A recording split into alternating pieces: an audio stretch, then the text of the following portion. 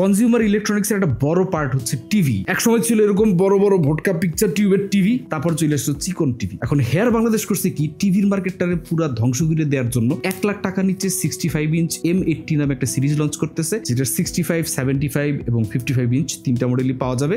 Mini LED মানে কিউলেট থেকেও একটু আগানো, যেটার দাম তারা রাখতেছে এই 1 সেপ্টেম্বর থেকে প্রি বুকিং এ 1 লাখ টাকার নিচে, এবং এর সাথে আবার গিফট ভাউচার আছে 10,000 টাকার, হ্যান ত্যান হাবিজাবি। এবং 1 সপ্তাহের মধ্যে আপনি প্রি বুক করবেন, সেপ্টেম্বরের সেকেন্ড উইক থেকে এটা ডেলিভারি হওয়া শুরু করবে। চলেন একটু বুঝে নিই আমরা মিনি এলইডি আর বাকি টিভি গুলোর মধ্যে ডিফারেন্স কি। ওলেড এর পরে ক্যান মিনি এলইডি কনজিউমার মার্কেটে সবচেয়ে টপ প্রোডাক্ট।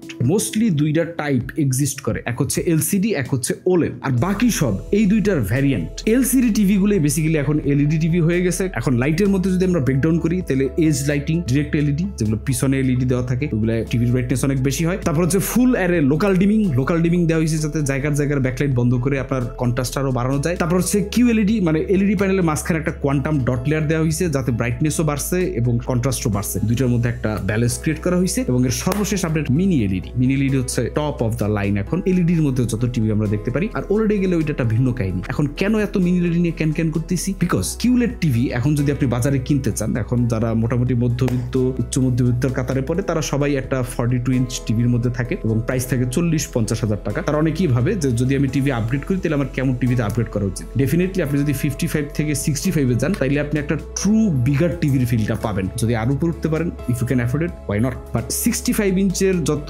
কিউলেট টিভি স্ট্যান্ডার্ডে আছে, কিউলেট ছাড়া আসলে আপনার পিকচার কোয়ালিটি এতই পিছনের দিকে চলে গেছে যে ওইটা আসলে ওই এক্সপিরিয়েন্সটা আপনি পাবেন না। মানে একটা মুভি দেখার যে এক্সপিরিয়েন্স, ওইটা আসলে আগের যে প্যানেলগুলো সেগুলো দিতে পারে না। তো অ্যাটলিস্ট কিউলেট যদি আপনি নিতে চান, আপনার 1 লাখের আশপাশ থেকে খরচ শুরু হবে লেস নোন ব্র্যান্ডগুলো থেকে। আর যদি আপনি একদম স্যামসাং এর নিও কিউলেট টাইপ টিভি নিতে চান, তাহলে আপনার একদম 2 লাখ প্লাস খরচ হবে। এখন এইটা নিয়ে আমরা একটা ফুল কন্টেন্ট বানাবো, যে হেয়ার বাংলাদেশ কোথায় কস্ট কাট করতেছে, কেমনে তারা কিউলেটের থেকেও কম দামে মিনি এলইডি টিভি দিতেছে, এবং তারা যা প্রমিস করতেছে ওইটি আমরা এক্স্যাক্টলি পাবো কিনা, আর next national TV here M80 হইতে পারবে কিনা।